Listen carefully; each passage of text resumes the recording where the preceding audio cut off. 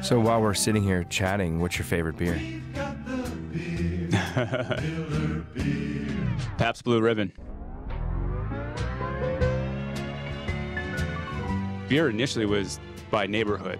In the first 20 years of brewing beer in Milwaukee, there were 25 to 30 breweries, most of them serving the few blocks around where that brewery was located.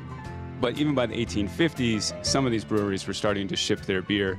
Time now for O.M., the man from old Milwaukee and his faithful dog, Margaret.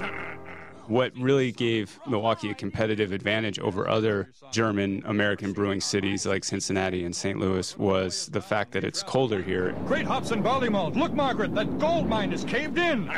You absolutely needed ice, especially for the beer that Milwaukee's most famous for, which is lager beer. Let's dig them out. Lager beer needs to be stored at cold temperatures for it to age properly.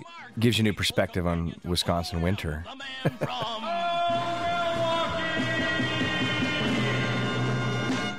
But there's another city on Lake Michigan that has a big river that's way bigger. Chicago. How come Chicago's not the brew city?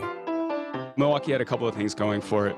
Easy access to grain and hops, a very large German immigrant population, and most importantly, Milwaukee did not have a catastrophic fire. In 1871, Chicago town burned down. Throats were parched and burning dry, no drinking water around.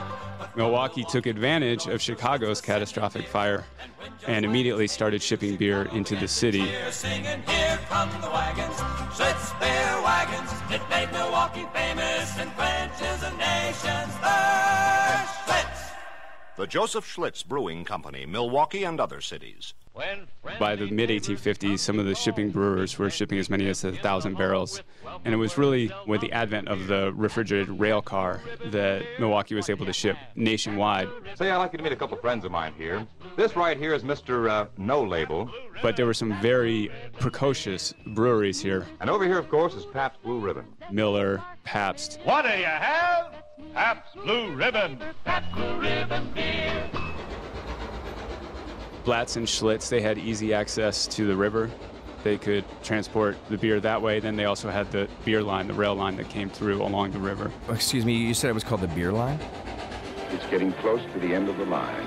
You can almost taste what's coming. It became known as the beer line because it ran north through the city and went by so many of the breweries.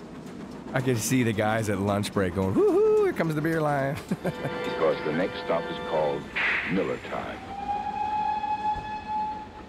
There's this lore that during that time that beer in Milwaukee was safer to drink than water in Milwaukee. Is that true? Natural water has all kinds of bugs and bacteria and things in it, and the brewing process cooked the worst of that out. Now, you can make an argument that drinking alcohol kind of deletes any benefit. We're not going to make that argument right now, are right. we? This is Big Al Hurt saying that you need only two things when you go fishing. Lots of Miller High Life and a little bit of luck. The beer was less alcoholic than a lot of the beer that we have today. It was not uncommon for people to drink 30, 40, 50 glasses of beer a day. Hey, look at that, man. Big Daddy. That deserves a Miller. This beer was at, 3%, 4%. Wow. The whistle would blow and it was time to have your beer instead of your coffee or whatever it would be. You work in the sky with nothing to hold on to but the wind and a cold steel beam. And it's a very long day until a whistle blows telling you it's Miller time. We have the Milwaukee Brewers, we have Miller Park, the Pabst Theater that we're in. Is Milwaukee still the brew city? Yes. 1, 2, 3, 4. If you go around the country and you ask people about Milwaukee, one of the first things, if not the first thing they're going to mention is beer. We're gonna do it. Maybe Milwaukee was a little late to the game, but now we've got all these craft breweries that are taking off too. We're kind of seeing a return in a lot of ways to 30, 35 small neighborhood breweries recreating that brew city reputation. Kind of wonder what Laverne and Shirley would think of all this. I think it would blow their minds.